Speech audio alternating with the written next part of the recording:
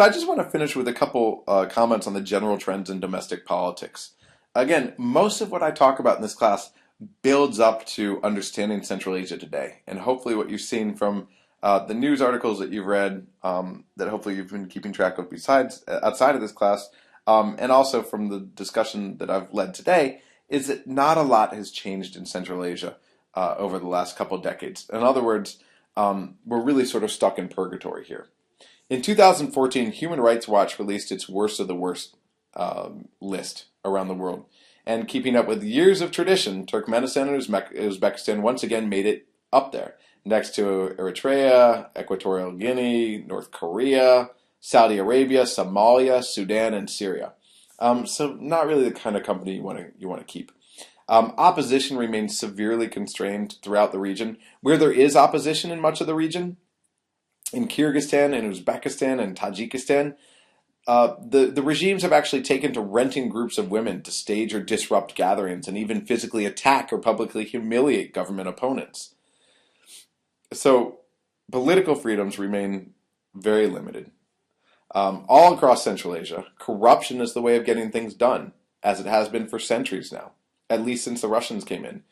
Out of 177 countries monitored by Transparency International, a non-governmental organization devoted to investigating corruption, Central Asia in the 2013 report was near the bottom of the list. Kazakhstan was ranked at 140, Kyrgyzstan 150, Tajikistan 154, Turkmenistan 168, Uzbekistan 168. So notice that the two most closed regimes, Turkmenistan and Uzbekistan, are both ranked at 168. So they're both at the bottom of the list. The two most open regimes, Kazakhstan and Kyrgyzstan, are ranked at 140th and 150th, respectively. And then Tajikistan occupies this middle ground, as it arguably does politically as well. All this whole corruption has been facilitated by historical dependencies on raw materials, the lack of diversified economies in the region. Note that the best in the region is the one with the most diversified economy, Kazakhstan. They're doing best in terms of corruption, in terms of economic development, but still, when we talk about income, always keep in mind that Kazakhstan has really benefited enormously from high oil prices, which may not stay that way forever.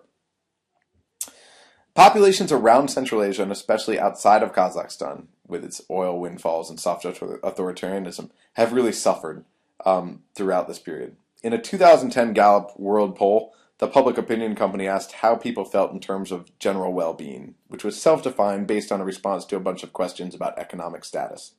And they found that out of 155 countries, Kazakhstan was in the 70th position, right, thanks again to the oil. Uzbekistan was at 85, Kyrgyzstan at 103, Tajikistan at 130. Turkmenistan, where the regime is most restrictive, came in at 18, which goes back to our comments in the section about religious extremism, about how difficult it can be to accurately gauge public opinion in highly repressive states. I guess sort of a final comment here is that when you look at the state of states in Central Asia, we're still talking about states that aren't even completely established. We've got border instability within the region, but also beyond. In 2011, for example, Tajikistan gave part of its territory, a big chunk, 1,000 square kilometers in the Pamir Mountains, to China in order to end a dispute that goes back to Tsarist times. So it's inherited these disputes. In early 2014, Tajik and Kyrgyz troops faced off over a border dispute as well. You've got consistent problems between the Uzbeks and the Kyrgyz, the Uzbeks and the Tajiks. All these countries are still suffering as a result of the decolonization process, essentially. So all these phenomena can be traced back to the historical evolution of Central Asia, the various issues and themes that we've covered in this class. And these suggest the difficulty of escaping colonial legacies and the many, many challenges of democratization, which you see has ultimately, at least up 20 plus years after independence, has really failed in Central Asia. So that's it for this class. Hopefully you've enjoyed it, and I'll look forward to more discussion.